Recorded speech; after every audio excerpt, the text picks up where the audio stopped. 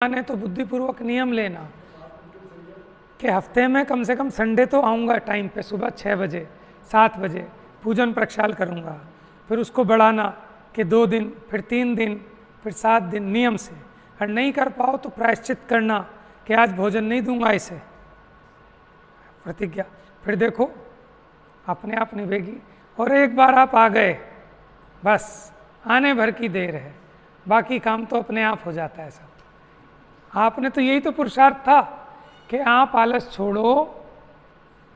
जो आपका मन ये कह रहा है कि भाई डॉक्टर ने कहा है बीपी बढ़ रहा है तो थोड़ी मॉर्निंग वॉक पे चला जाऊं, तो देह के राग को जीता। ये पुरुषार्थ नहीं है कि आपका उठने का मन नहीं लग रहा था बिस्तर में से, लेकिन फिर भी आप छोड़ के उठे। खाली शरीर की क्रिया की बात नहीं, उसके पीछे जीव का अभिप्राय है और परिणाम भी तो है ना। तो आप यहाँ तक आ गए, अब यहाँ आने भर की देर थी, अब यहाँ आ गए तो बस अपने ही रंग में मोहे रंग लो प्रभु जी। तो फिर परिणाम तो जैसा देश वैसा वेश, वैसे परिणाम भी हो जाते हैं। तो जब हमें पता है कि मंदिर में आने में हमारे परिणाम सुधरते हैं, तो हमें इतना पुरुषार्थ तो करना ही चाहिए कि किसी तरह मौका निकाल कर मंदिर में आ जाओ बस, ठीक है ना। फिर आ गए, अब यहाँ आके जो वेस्ट करे टाइम को, यहाँ आके चौधरी पने की बातें करे, राजनीति की बातें करे, गली मोहल्ले की बातें करें, तो फिर उसको समझाएंगे कि भैया कम से कम यहाँ तो विनय रखो। ये मंदिर है, अन्य क्षेत्र में किए हुए पाप तो यहाँ आके धो लेते हो, लेकिन यहाँ आके भी अगर ये बातें करोगे तो कहाँ पाप धोने जाओगे। इसलिए मौन रहो, ये पढ़ो, ये सुनो, इसमें लगाया जीव को। धीरे धीरे जब उसके परिणाम संभलते हैं और उपयोग यहाँ एकाग्र होता है, इसकी विशेष भाव भासना होती है, तो उसे ऐसा रंग चढ़ जाता है कि अब उसे वीतरागता का रंग चढ़ जाता है। उसे कुछ नहीं चाहिए। बाहर के लोगों को ताज्जुब लगता है कि भाई इतनी अच्छी फैक्ट्री, इतना बढ़िया बिजनेस, अरे सब सड़े तिनके की तरह छोड़ दिया, अरे हमें ही दे देते।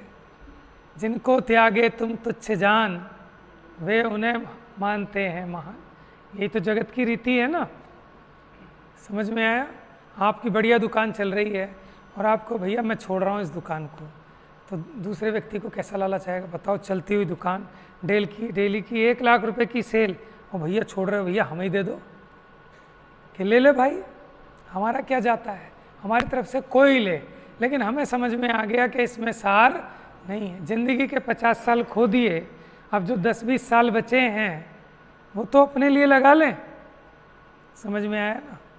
क्योंकि कुछ तंत्र नहीं आना उनमें से, वो जोड़ जोड़ के चौकीदारी करके छोड़ के जाना है।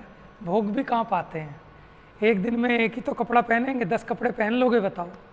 कुर्ते पे 4 कुर्ते और पहन लो, इतने कपड़े हैं तो कैसे पहनोगे? एक दिन में एक ही तो पहनोगे हैं। और उसके बाद भी आपको माने तारीफ मिले, प्रशंसा मिले, ये तो अलग टाइप का उदय चाहिए। नहीं तो आप बढ़िया से बढ़िया काम करो, फिर भी प्रशंसा ना मिले। आपने उस कहानी सुनी होगी कि एक औरत थी, उसने नई अंगूठियाँ बनवाई, नए कड़े बनवाए, नया हार बनवाया, लेकिन किसी अड़ोसन पड़ोसन ने पूछा ही नहीं।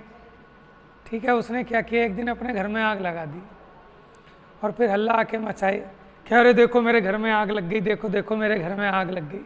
पड़ोसन ने पूछ लिया, अरे बहन ये अंगूठी नहीं लाई है क्या? तो उसने भी कहा जा मर जा, पहले ही पूछ लेती तो इसमें आग थोड़ी ना लगती। अब आप ही देखो जीव की कसाई। ठीक है, लेकिन इतना होने के बावजूद भी आपको ख्याति मिल जाए, है ना, ये जरूरी नहीं है। आप कितने बड़े सेठ बन जाना, लेकिन कोई नहीं पूछता, तो फिर उसके लिए क्या करता है कि अब कोई पूछता तो है नहीं, हम सेठ तो हैं लेकिन पूछने वाला, हमें सेठ कहने वाला कोई नहीं है। तो अब क्या करता है कि बढ़िया कपड़े पहनेंगे, बढ़िया सोना ला देंगे, अब भी कोई नहीं पूछ रहा, तो हम क्या करेंगे, अब गरीबों को खाना खिलाएंगे, भंडारा करेंगे, अब भी कोई नहीं पूछ रहा, तो हम दान करेंगे, अब हम मंदिर जाएंगे, मंदिर से जुड़ेंगे, अनाथालयों में दान देंगे, अब हम पोस्टर छपवाएंगे अपने कि श्राव को उत्तम दातार श्रीमान मनोज कुमार जैन, इनकी तरफ से इतने लाख इतने करोड़ रुपए। तो अब लोगों से ताली बजेगी, तब इसको लगता है कि हाँ अब कुछ आप ये देखो कितना अपने उस मान कसाय के पराधीन होकर कितना दुखी होता है, और फिर भी वैसे ही बजा दें ताली, लेकिन पीछे से क्या कहते हैं लोग, कहते हैं भाई मान कसाय के कारण दे रहा है। अरे भैया पुण्य का लोभी है, लालची है, ये कोई दान नहीं दे रहा। माने सुख दुख का संबंध बाहर से है ही नहीं, अपनी मान्यता से है। आपने अपनी मिथ्या मान्यता से मान लिया कि दुनिया मेरा नाम जान जाए, मेरा फोटो छप जाए तो मैं सुखी हो जाऊंगा, है। कंजूस आदमी कहता है मुझे नाम वाम से क्या लेना, बस पैसा बचना चाहिए। कहते हैं ना कंजूस मक्खी चूस, उसे मतलब नहीं है। तो सबकी अपनी अपनी मान्यताएं हैं, लेकिन जिसको एक बार ये वैराग्य का रस समझ में आता है ना, तत्व ज्ञान के बल से, सच्चा वैराग्य तत्व ज्ञान के आधार से ही हो सकता है। बिना तत्व ज्ञान के जो वैराग्य है वो सिर्फ कैसा है, शमशान वैराग्य जैसा है कि कुछ क्षण भर के लिए आता है और फिर चला जाता है, प्रासंगिक होता है। बहन श्री के वचनामृत में तो ये लिखा कि वो क्या है, रुंधी हुई कसाय है, बिना ज्ञान का वैराग्य रुंधी हुई कसाय है। रुंधी हुई माने रुई लपेटी आग, जैसे आग तो है लेकिन रुई में लपेट दी, अब दिख तो नहीं रही, लेकिन अब क्या होगा कि जब लगेगी तो भयंकर लगेगी एकदम। ऐसे ही जीव ने क्या किया, कसाय को दबा लिया बस। तो अज्ञानी ऐसे ही करता है, और ज्ञानी तत्व ज्ञान के बल से उसको वो राग द्वेष पैदा ही नहीं होता। जैसे किसी ने हमें गाली दी और हमने कुछ नहीं कहा, क्यों कि हमसे ज़्यादा ताकतवर है, 4 लोग हैं, इनके पास चाकू भी है, मैं अकेला हूँ, इसलिए नहीं कहा। तो कोई हम वीतरागी नहीं हो गए। लेकिन जब तत्व ज्ञान हो जाए, कहने तो मेरा क्या बिगड़ गया इसके पागल कहने से मैं पागल हो नहीं गया है, इसके चोर कहने से मैं चोर हो नहीं गया, इसके गधा कहने से मैं गधा हुआ नहीं। अब अगर जिसको ऐसा तत्व ज्ञान है उसको नाराजगी होगी नहीं। समझ में आया ना? तो इसलिए देखो जिनागम बहुत अगाध है और अनेक अनेक अपेक्षाओं को लिए हुए है। जैसे टोडरमल जी ने उदाहरण दिया, जिस प्रकार औषधशाला में अनेक प्रकार की औषधियाँ हैं, ठीक है, सब एक से बढ़ के एक हैं, लेकिन आप कौन सी लेना कि पहले अपने रोग की पहचान करना कि मुझे क्या रोग है और मेरा रोग इस औषधि से मिटेगा, उस औषधि को ग्रहण करना। औषधियाँ और भी बढ़िया हैं लेकिन दूसरे के लिए होगी, लेकिन मेरे लिए तो ये उपयोगी है। इस प्रकार जिनवाणी में अनेक प्रकार का उपदेश है, लेकिन मेरा रोग क्या है हमें दिखाई देता है कि हमारी प्रॉब्लम सिर्फ इतनी है कि हम आलस नहीं छोड़ते। अगर हम आलस छोड़ के मंदिर आ जाएं तो परिणाम बढ़िया लग जाते हैं।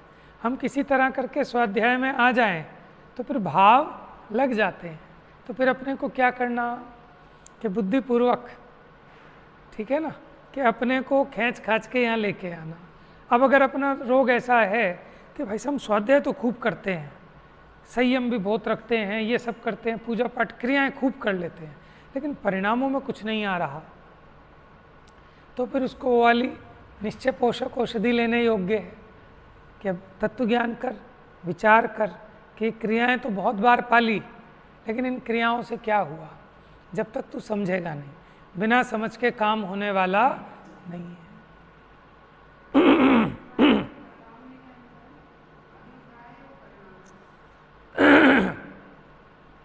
देखो कई बार क्या होता है, अभिप्राय हमारा कुछ और होता है लेकिन फिर भी परिणाम कुछ और हो जाते हैं।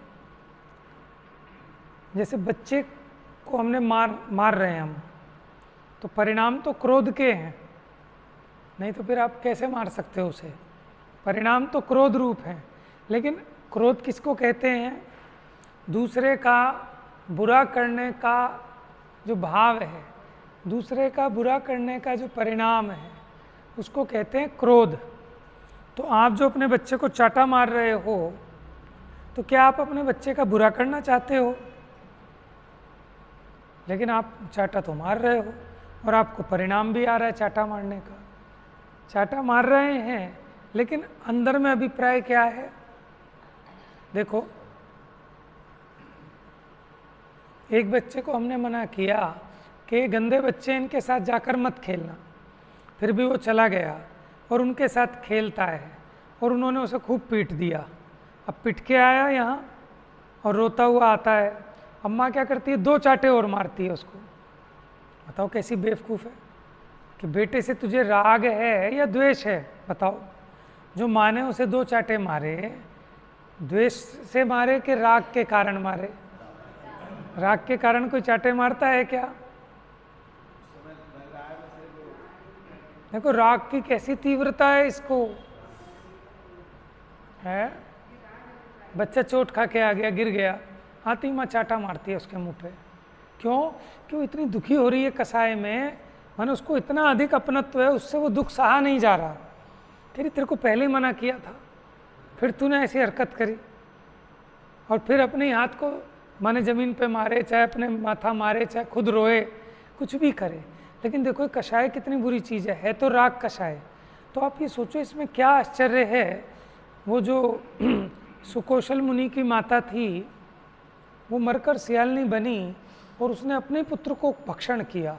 ऐसे कैसे कषाय के परिणाम हो गए थे उसको कि वो चाहती थी कि दीक्षा ना ले ले, लेकिन उसने दीक्षा ले ली।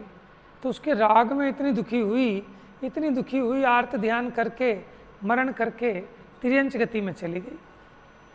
समझ में आया? देखो कितना खतरनाक है राग, कितनी खतरनाक है आसक्ति। अरे दूसरे का बुरा कर तो कर, अपने बच्चे का क्यों बुरा कर रही है? कैसी भयंकर कषाय है।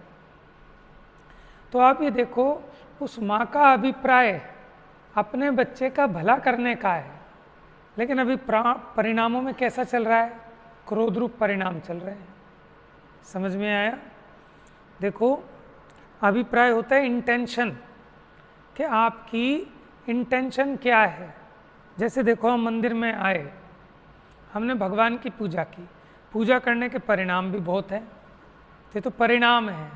लेकिन अभिप्राय क्या है कि अरे भगवान की पूजा भक्ति करने से दुकान ऐसी चलती है, पूछो ही मत। कल हमने कहा था ना क्या, कि आपको जो चाहिए उस हिसाब से ही तो कारण मिलाओगे।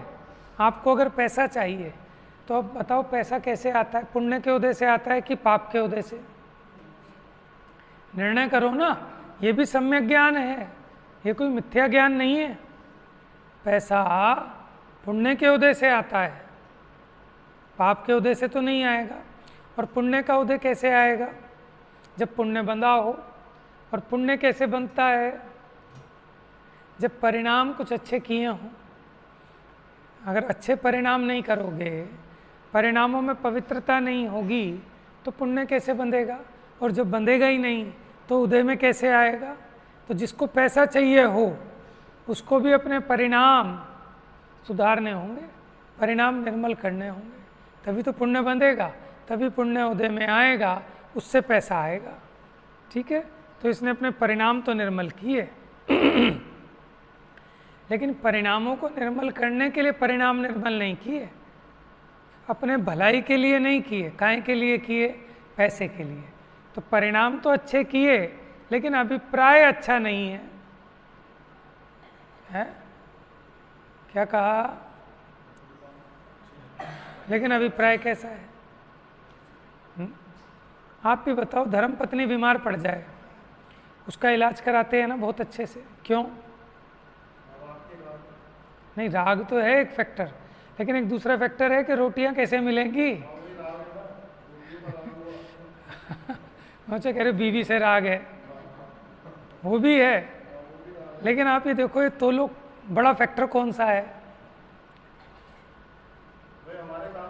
हाँ, पहले तो जीव स्वार्थी है ना, अपने अपने सुख को रोवे, पिता पुत्र दारा, सब अपने अपने सुख के लिए रो रहे हैं। समझ में आया कि भाई इससे इतना राग है, वो क्यों है उससे राग? कि आपकी सेवा करती है इसलिए, और सेवा ना करे, सेवा कराए तो फिर उल्टी गिनती चालू हो जाएंगी, कब निपटे। समझ में आया? तो देखो ये क्या कर रहा है, कि सिर्फ अपनी कषाय के पोषण के लिए कर रहा है प्रत्येक प्राणी, चाहे कहो कुछ भी। लेकिन ईमानदारी की बात ये है कि जिसके जिसके अपनी अपनी जो जो कषाएँ हैं, अपने विषयों का पोषण जिससे होता है, तो प्रिय के प्रिय भी प्रिय होते हैं। हमें इस देह से राग है, जो इस देह की सेवा करे वो तो भला लगेगा, और जो इस देह का माने नुकसान करे, उपकार ना करे, वो बुरा लगेगा। समझ में आए? इसमें हम कौन सा बड़ा एहसान कर रहे हैं। लेकिन उस स्त्री को भी पता है, लेकिन जानबूझकर अंध बने हैं आंखन बांधी पाटी। वो भी अपने स्वार्थ की पूर्ति कर रही है। कोई ये थोड़ी है कि वो हमारी सेवा कर रही है, वो अपने स्वार्थ की पूर्ति कर रही है। उसके भी अपने स्वार्थ हैं, जैसे हमारे अपने स्वार्थ हैं। तो सब इस जगत में सब अपना अपना काम निकाल रहे हैं, समझ में है? लेकिन जिसे अपना काम मान रहे हैं वो अपना काम है नहीं। गड़बड़ ये हो रही है। काम निकालो, काम निकालने की मनाही नहीं है, लेकिन ये तो विवेक करो कि मेरा काम है क्या। मेरा काम ये है कि मुझे ऐसा अच्छा पति मिला जो मंदिर जाने से नहीं रोकता, शास्त्र पढ़ने से नहीं रोकता, स्वाध्याय करने से नहीं रोकता। तो काम निकालना ये है। अगर मान लो मुझे ऐसा संयोग मिल जाता कि जब मैं मंदिर जाऊं तभी घर में कलेश हो, जब मैं शास्त्र लेके बैठ जाऊं तो सब तोड़ फोड़ चालू हो जाए। ऐसे भी होते हैं संयोग, पति हो चाहे पत्नी हो, समझ में, घर में महाभारत हो जाए, वो कोई दिक्कत नहीं। माने फिल्म देखने चला गया आदमी, कोई दिक्कत नहीं। लेकिन अगर आदमी मंदिर चला गया, माने जीव का पाप का उदय है। वो औरत भी क्या करे, वो निमित्त है कि जीव ने ऐसा पाप बांधा, ऐसी अंतराय डाली किसी दूसरे में, तो उसका ये फल आता है। समझ में? ऐसे ही औरतों को भी लगाना चाहिए आदमी के संबंध में कि अपना ही बांधा हुआ कर्म दूसरे का कसूर नहीं है, अपना ही कसूर है। तो ये जो क्रिया, परिणाम और अभिप्राय, इस पे विशेष मास्टरी है अभय जी की। वो बहुत प्रवचन लिए और उन्होंने पुस्तक भी लिखी। देखो, परिणामों से भी अधिक फल होता है अभिप्राय का। आपकी इंटेंशन क्या है? आप पूजा तो कर रहे हैं, लेकिन किस लिए कर रहे हैं? दुकान बढ़िया चलेगी, ठीक है, तो पुण्य बंध जाएगा, लेकिन मुक्ति नहीं होगी। लेकिन जो पूजा इसलिए कर रहा है कि हे भगवान, आपने क्या देखा इस आत्मा में कि आपने चक्रवर्ती का पद छोड़ दिया, ये बात मुझे समझनी है, ये रहस्य मैंने जानना है, इसलिए मैं आपके पास आया हूँ, ये विद्या मैंने सीखनी है। अब वो भी पूजा कर रहा है, दोनों के परिणाम पूजा करने के हैं, लेकिन एक किस अभिप्राय से पूजा कर रहा है? एक इस अभिप्राय से कर रहा है, भगवान ये दुकान धंधा चलाने का राग टूट जाए, ये पैसा कमाने का राग टूट जाए, ये रोटियां और व्यंजन खाने का राग छूट जाए। इस अभिप्राय से भगवान की पूजा करता है। और एक व्यक्ति इस अभिप्राय से कि सब आ जाए, हैं, ये मेरी सब संसार वृद्धि को प्राप्त हो, लक्ष्मी बड़े अधिकार भी, और एक इसलिए कि मेरा ये सब छूट जाए। कैसे? संत साधु बन के विचरूं, कब निवृत्ति लूँ, कब ये काम धंधा छोड़ूं, है ना। अब देखो दोनों के अभिप्राय में कितना फर्क है। एक तो इसलिए पूजा कर रहा है कि मेरी दुकान और 2 गुनी 4 गुनी चले, 2 दुकान की जगह 4 दुकान हो जाए, और एक इसलिए दुकान में कब ताला लग जाए भगवान, कब मेरा राग टूटे, कब मैं स्त्री पुत्र को छोड़ दूं और अपनी आत्मा में लगूं। देखो अभिप्राय का कितना अंतर है। अब हम यहाँ स्वाध्याय में आए, एक तो इसलिए भैया समाज में नहीं बैठोगे तो लोगों को कैसे पता चलेगा, कल को बच्चे भी बड़े हो रहे हैं, शादी ब्याह कैसे होंगे। माने मुझे एक बुजुर्ग समझा रहे कि हमारे वहाँ जी एरिया में एक वो रहते थे, हमने उन्हें समझाई कि जी आपको कोई जानता भी नहीं, आप जैन हो, आपको क्या पता चलेगा, कल को बच्चों के ब्याह भी नहीं होंगे, आप आओ मंदिर में, स्वाध्याय में आओ, 4 लोगों को पता चलेगा, तभी तो सब काम होंगे, हैं, इज्जत मिलेगी, सब होगा। मैं कहा सही बात है। तो पुराने लोगों का यही अभिप्राय रहता था, बस चौधराहट, ठीक है ना। लेकिन सही अभिप्राय क्या है कि यहाँ आऊँगा तो मेरे परिणाम पलटेंगे। जो विषय कषायों में परिणाम जाते थे वो कम से कम पाप से छुटकर पुण्य में तो आएंगे, जिसके लिए मैं 8 घंटे दुकान पे लगाता हूँ, क्या पैसा कमाने के लिए। तुम्हें पता नहीं कि तुम यहाँ जो 10-15 मिनट 20 मिनट अपने उपयोग की एकाग्रता करके महान पुण्य का बंद करते हो, ये बाहर की जो समृद्धि पूजा, प्रशंसा, ख्याति, ये सब पुण्य का वैभव है, ये सब इसी के फल में है, ये इसका बाय प्रोडक्ट है, मुख्य नहीं। मुख्य फल तो आपके परिणामों में जो कसाई घटती है, जो मिथ्यात्व आपका गलता है, वो इसका असली फल है।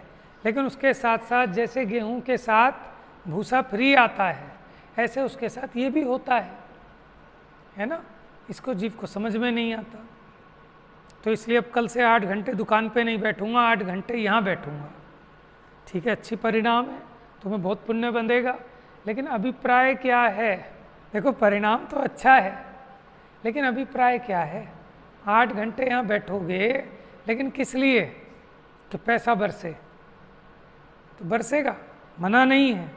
लेकिन ये मुक्ति मार्ग का प्रयोजन सिद्ध होने वाला, सुख आने वाला नहीं है। पैसे से सुख नहीं होता। तो इसलिए इन अपेक्षाओं को समझना बहुत आवश्यक है। देखो, आपको विद्या सारी आनी चाहिए। आपको जब ज़रूरत हो पैसे की, आपको कुछ नहीं करना। ठीक है, आपको ये समझ होगी ना कि पैसा तो ऑटोमेटिक आएगा, तो आपका वहाँ दुकान 8 घंटे बैठने का राग अपने आप टूट जाएगा। आपका छल कपट बेईमानी करने का राग उत्पन्न ही नहीं होगा। भैया आता तो पुण्य के उदय से है, मेरे को तो दुकान पे भी बैठने की ज़रूरत नहीं है। समझ में आया? लोगों को समझ में नहीं आता।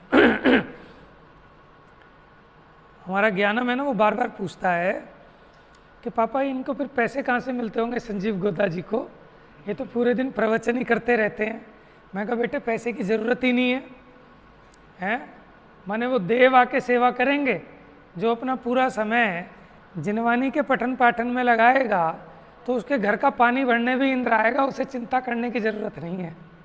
समझ में आया? अब देखो, पुण्य का उदय, उनका रिश्ता लेके डॉक्टर हुकमचंद भारेल गए थे, है ना। और उनके ससुर जो हैं वो किशनगढ़ के राजा कहलाते हैं, उनकी वाइफ वहाँ की प्रिंसेस है। ठीक है, अब उन्हें कमाने की क्या ज़रूरत है? और ये क्या क्या कैसे आया, क्या हुआ? ये सब पुण्य का ही तो फल है।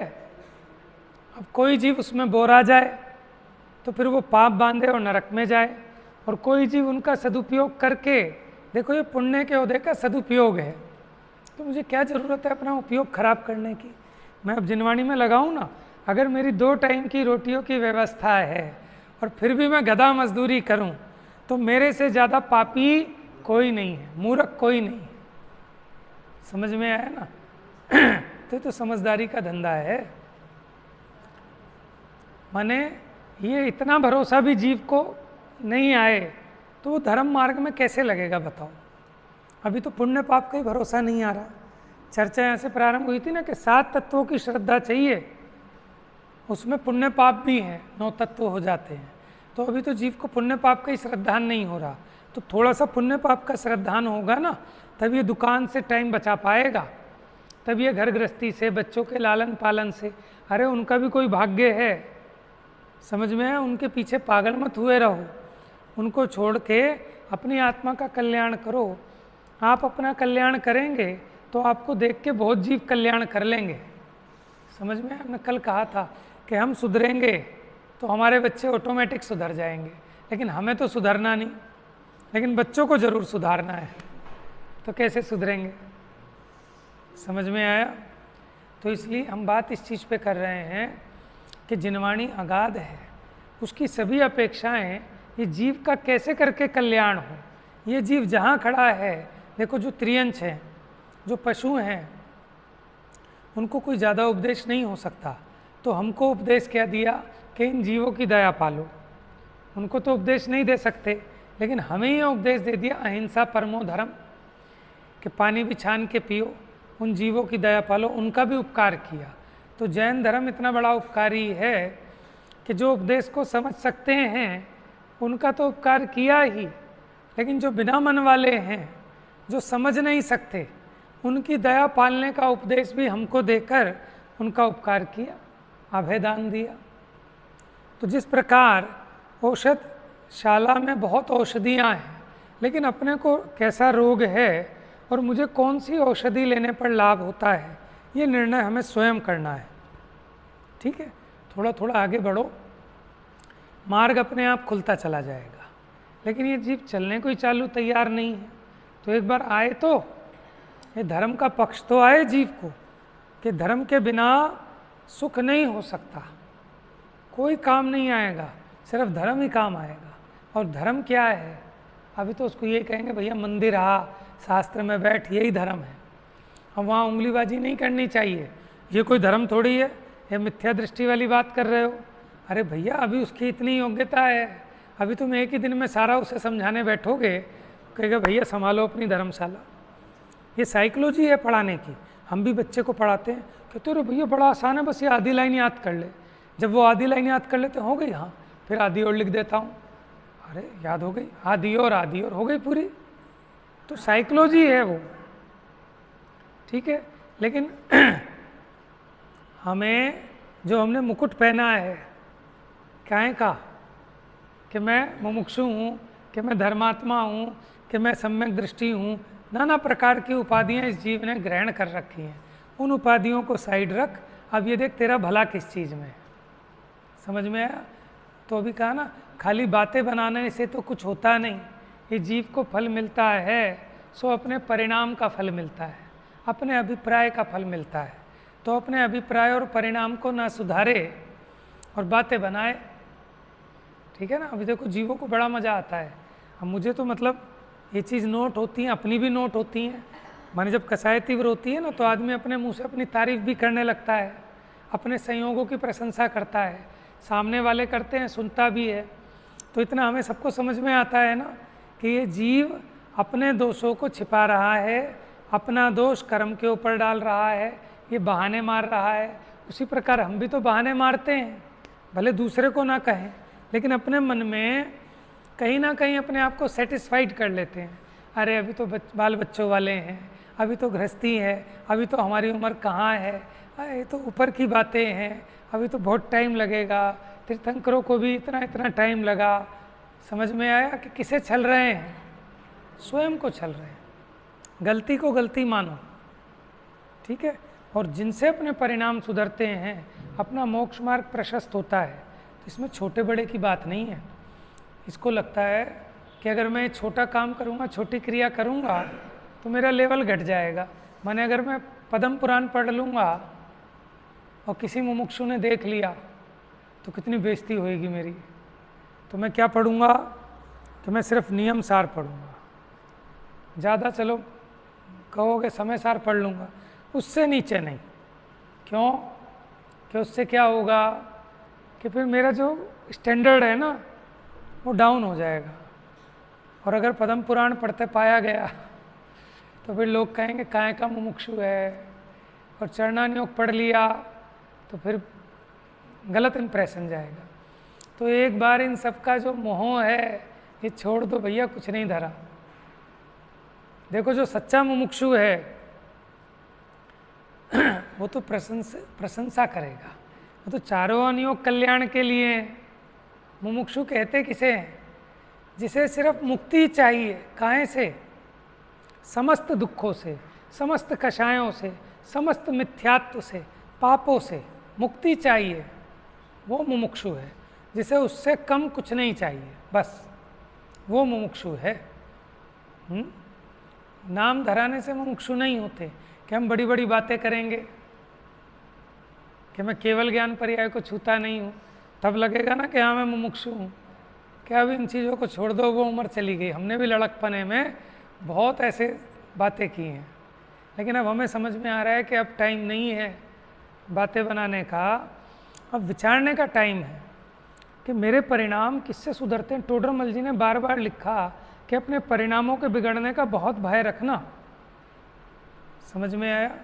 परिणाम सुधारो, और परिणाम सुधरेंगे तब परिणाम सुधार कर अभिप्राय सुधारने का काम चालू होगा जीव का। नहीं तो ऐसे टीवी के सामने बैठ के अभिप्राय सुधरेगा क्या? फैक्ट्री में बैठे बैठे अभिप्राय सुधरता है क्या? कि वहाँ कसाई इतनी हावी रहती है कि कुछ होश नहीं होती जीव को। मैं सोचता हूँ ऑफिस एक आध बार किताब भी लेके गया, रखी भी कि पहले जाते ही 15 मिनट तो पढ़ूंगा, सवाल ही पैदा नहीं होते। क्योंकि वहाँ तो जाते ही निमित्त चेंज हुआ ना, आपके पास टाइम भी हो लेकिन आपको समझ में ही नहीं आएगा जबरदस्ती आप पढ़ भी लोगे लेकिन समझ में नहीं आएगा। कितना द्रव्य क्षेत्र काल भाव का महान अंतर है। समझ में आया? अगर ऐसे ही हो जाता तो मुनिराज ये सब घर महल छोड़ के जंगल में क्यों जाते? तो उसकी उपयोगिता बराबर ख्याल में आनी चाहिए, क्योंकि भैया हमें अपना भला करना है। ठीक है, तो जिस काम में मेरा हित होता हो मैं वो काम करूँगा, कोई बुरा कहो या अच्छा। समझ में? लक्ष्मी आवे या जावे तो भी न्याय मार्ग से मेरा कभी ना पग डिगने पावे। ठीक है, हमें तो अपने कल्याण का काम करना है। क्या?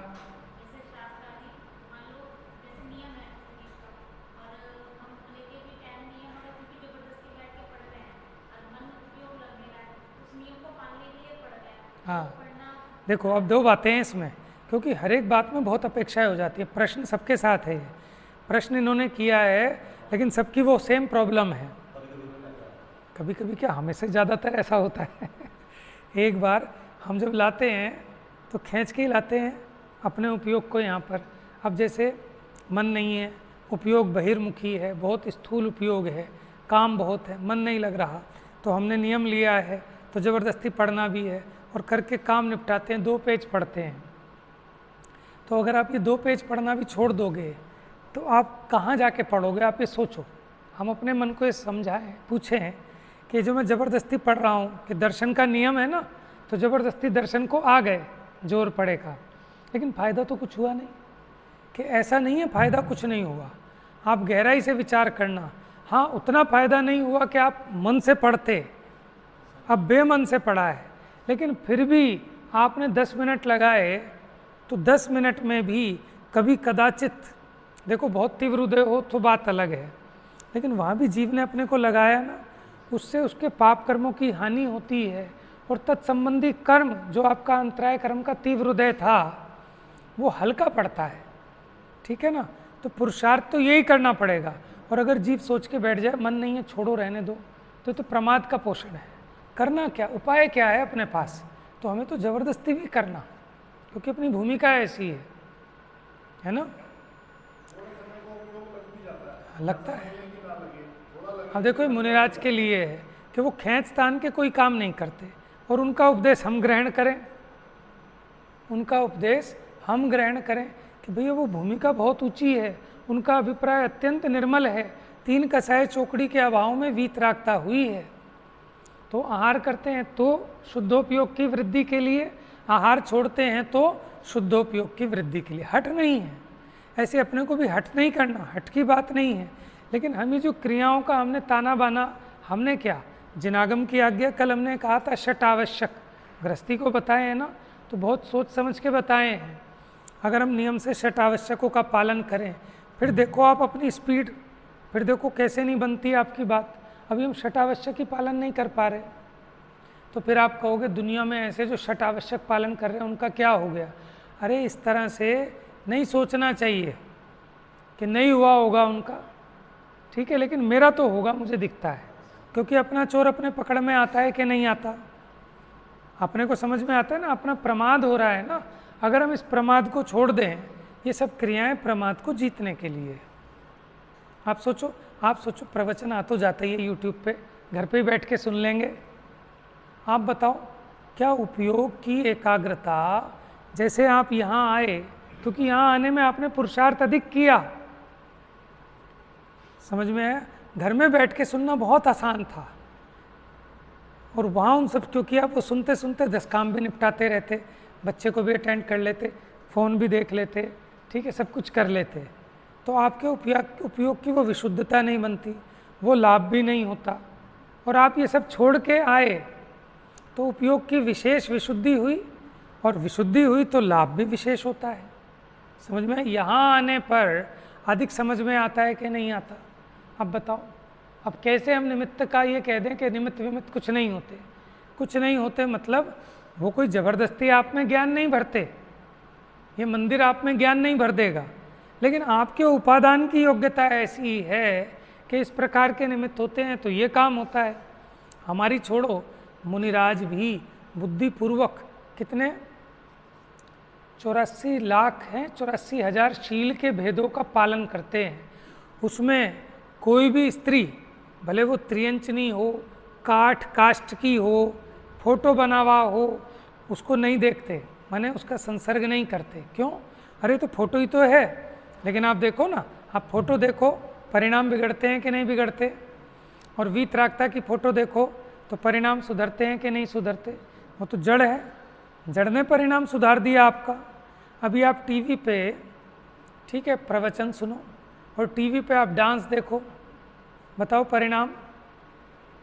निमित्त तो कुछ नहीं करता, ये बात बराबर है।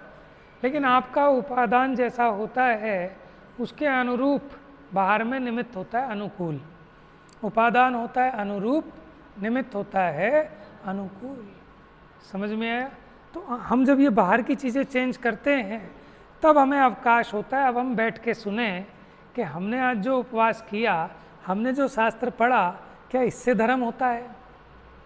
ये साधन बार अनंत कियो तदपि कछुहात हजू न पढ़्यो। अब ये सुनने की, समझने की पात्रता आई ना जीव में, तो जीव में पात्रता नहीं है और ये उपदेश मिल गया, इसलिए जीव भ्रष्ट हो रहा है, काम नहीं हो पा रहा। समझ में? सुयोग्य भूमि में जो पहले उसे नरम करके बीज बोएंगे तब तो वो कामयाब होगा, नहीं तो बीज भी बेकार होगा बंजर भूमि में बोओगे तो इसलिए जिनेंद्र भगवान की जो आज्ञा है, जो राजमार्ग है, उसका हमें अनुसरण करना चाहिए। जिनवाणी में मनमानी के लिए स्थान नहीं है। हम ये नहीं कह रहे कि किसी की बात मानो, उसकी इसकी कुछ नहीं। आप तो सिंपल सा जिनवाणी उठाओ। क्या कहती है जिनवाणी? 4 अनुयोगों के माध्यम से वो निरूपण करती है। चरणानुयोग ये बताता है कि आपका आचरण कैसा हो। जब आपको ये करना है कि मुझे क्या आचरण करना है, तो चरणानुयोग से पूछो, समय सार से थोड़ी पूछोगे। और जब आपको क्या विचार करना है, मेरी श्रद्धा कैसी होनी चाहिए, तो समय सार से पूछो। हैं? घर गृहस्थी में विपत्ति आ गई, अब आप प्रथमानुयोग से पूछो। ठीक है, आपके अपने उपयोग को विशेष एकाग्र करना है, अपने ज्ञान को विकास करना है, आपको उस टाइप का इंटरेस्ट है, आपको माने ऐसे क्यूरियोसिटी है, जिज्ञासाएं हैं, तो उसके लिए कर्णानुयोग का अभ्यास करो कि भगवान के केवल ज्ञान में कैसा कैसा क्या क्या आया, 3 लोक में कहाँ कैसी कैसी रचना है। अच्छा, तो ये कर्म बंधता कैसे है और फिर इसका उदय कैसे आता है, फिर ये कैसे नष्ट कर लेते हैं कर्म को, क्या क्या इसकी फिलोसफी है, वो सब चीज़ें, उसके लिए 4 अनुयोग है। तो जब इतना लिखा है आचार्यों ने, हमारे लिए लिखा है, इतने कष्ट सह के लिखा है, हमें किसी से पूछने की ज़रूरत ही नहीं है। मैं तो बारंबार ये प्रेरणा करता हूँ अपने, मैंने घर पे भी कहता हूँ, जो मेरे समागम में उन सबको मैं यही कहता हूँ कि आप पहले तो मूल शास्त्र पढ़ने की आदत डालो। मैं निषेध नहीं कर रहा, लेकिन उसको हेल्प बुक की तरह पढ़ो। मूल शास्त्र जरूर पढ़ने चाहिए, नहीं तो धीरे धीरे छपने ही बंद हो जाएंगे, क्योंकि मार्केट में जिसकी डिमांड ख़त्म होगी उसका प्रकाशन भी बंद हो जाएगा, कल को मिलेंगे ही नहीं। अब बाकी तो जो हम टीका कर रहे हैं, इसमें कहीं ना कहीं हर व्यक्ति का अपना जो इंडिविजुअल सोच है वो मिले बिना नहीं रहती। तो इसलिए मूल ग्रंथों का पठन पाठन जरूर करना चाहिए और नियमित रूप से बाकी क्रियाओं के साथ कोई भी एक ग्रंथ जो आपको लगता हो कि मुझे समझ में आएगा वो लगाना चाहिए। लगाना चाहिए। आप सिर्फ 10 मिनट पढ़ो, 15 मिनट पढ़ो, ठीक है, तो आपको मज़ा आना चालू हो जाएगा, धीरे धीरे समझ में आने लगेगा और फिर आप स्वयं ज्ञानी हो जाएंगे। देखो, जीव ज्ञान का सागर है, ठीक है, ये मजाक समझने की बात नहीं है। हाँ, हमें पता नहीं है कि हमारी कितनी पावर है। केवल ज्ञान हो सकता है, मन परिय ज्ञान हो सकता है, अवधि ज्ञान हो सकता है। हमारे मति श्रुत ज्ञान में इतनी ताकत है कि हम द्वादशांग का ज्ञान कर सकते हैं, लेकिन हम अपने को अंडर एस्टिमेट किए बैठे हैं। हमें लगता है हमें तो समझ में ही नहीं आएगा। ऐसी क्या चीज़ है जो समझ में नहीं आएगी? ठीक है, मैं ग्रेजुएशन में आने के बाद मैं वो बच्चों के उसमें पढ़ा था, बाल बोध, वो भाग 3 हमारे यहाँ नैतिक शिक्षण शिविर लगे, तब मैं उसमें पढ़ा। और हमारी वहाँ जो पाठशाला में कोई टीचर पढ़ाती थी वो आई फार्म भरने कि आ जाना मनोज भैया। मैंने कहा छोटे छोटे बच्चे होंगे, मुझे शर्म आएगी। तो सबसे बड़ा भाग लगा था 3रा भाग बाल बोध का। तो कह रही नहीं, आप एक दिन आ जाना और अच्छा लगेगा तो फिर आना, नहीं तो नहीं। हम ट्यूशन पढ़ाते थे अपने एरिया में और हम टीचर कहने को हम वहाँ जाएंगे, हमारे जो पढ़ते हैं बच्चे वो छोटे छोटे बच्चे भी होंगे। एक बार हम चले गए और कमाल की बात है कि वहाँ जो पढ़ाने वाले विद्वान थे, हमें इतनी जिज्ञासाएं उठी, माने हमने वो 7 दिन के शिविर में कि प्याज क्यों नहीं खाना चाहिए, आलू क्यों नहीं खाना चाहिए, ये क्यों नहीं, उनसे जितना पूछें वो उतना जवाब दें। हालांकि 20 पंथी के थे, लेकिन ज्ञान था ना अच्छा, तो उन्होंने हमारी सारी उसका जवाब दिया बढ़िया, ठीक है, वो जवाब दिया। और फिर हम फर्स्ट आ गए, क्योंकि वो जीव को उस प्रकार की मान कसाई का भी पोषण मिला, फिर प्रमोशन मिला कि भाई तुम पुजारी कहने लगे तुम पूजा में आया करो, पूजा में आया करो, पूजा में आना चालू किया। फिर एक त्यागी जी मिल गए, उनकी संगति में पड़ गए। अब देखो एक निमित्त मिला, ठीक है, और लाइफ चेंज हो गई, है ना। फिर निमित्त उस तरह के मिलते गए, सब अंदर को रिलेटेड है ना। तो हमने वो जिनवानी पढ़ी, सुनी, समझी, फिर हमने अपने आप से वो देशभूषण महाराज के प्रवचनों के भाग थे वो पढ़ने चालू किए। अब पढ़ने चालू किए तो मज़ा आने लगा, चीज़ें समझ में आने लगी और क्यूरियोसिटी बढ़ी। हमारे यहाँ ऋषभ जी का स्वाध्याय हुआ एक दिन, अब सुना, फिर किसी ने कहा वहाँ क्लास चल रही है 6 डाला कि चले जाओ, हम चले गए। और बस चले गए तो फिर फिर तो सीख गए सब चीज़ें, समझ में आया। तो इसलिए घबराना नहीं चाहिए। अब हम इस लायक हो गए कि हम यहाँ बैठ के पढ़ाने भी लगे। हमने वहाँ 1 साल 6 डाला पढ़ी, और 6 डाला पढ़ते ही हमने अपने वो कॉलोनी में एक शिविर लगा दिया 6 डाला का, और जिसमें 100 लोग बैठते थे, माने बच्चे 100 बच्चे बैठते थे। और ऐसे ही हमने शिविर लगाया, खूब पढ़ा, और जब पढ़ाया तो हमें और मास्टरी हो गई 6 डाला में, समझ में आया। तो हमें अपने ज्ञान को कम नहीं आंकना चाहिए। हमें यहाँ से बात नहीं पता था, धर्म का कुछ नहीं पता था, लेकिन जब थोड़ा सा पढ़ा, सीखा, है ना, तो इसमें आया था अभी कि जो एक अक्षर का, एक शब्द का भी निरंतर अभ्यास करे है, सो श्रुत का पारगामी होए है।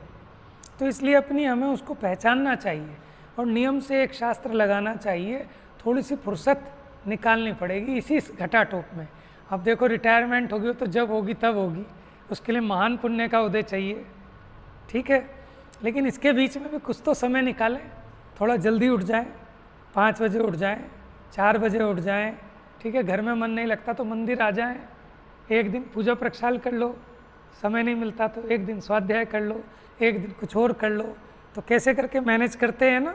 जैसे हमें सारे व्यंजन स्वादिष्ट लगते हैं, लेकिन पेट तो लिमिटेड है, तो हम एक दिन कुछ बना लेते हैं, एक दिन कुछ बना लेते हैं। तो हमें अपने आप को डिसाइड करना है कि किस में मुझे लाभ ज़्यादा है, क्या काम करना है, और जिनवानी के अनुरूप होना चाहिए, ठीक है।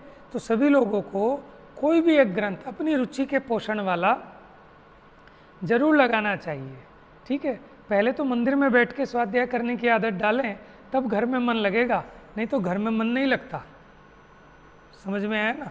हम भी यहाँ जो मन लग जाता है वो घर में नहीं लग सकता। तो इसलिए समय निकाल के मंदिर में आके बैठो। ये इतनी बड़ी जगह है, पंखे, एसी सब इसीलिए हैं कि लोग पढ़ें। लाइब्रेरी में जाके पढ़ते हैं ना बच्चे, क्योंकि घरों में पढ़ाई नहीं होती।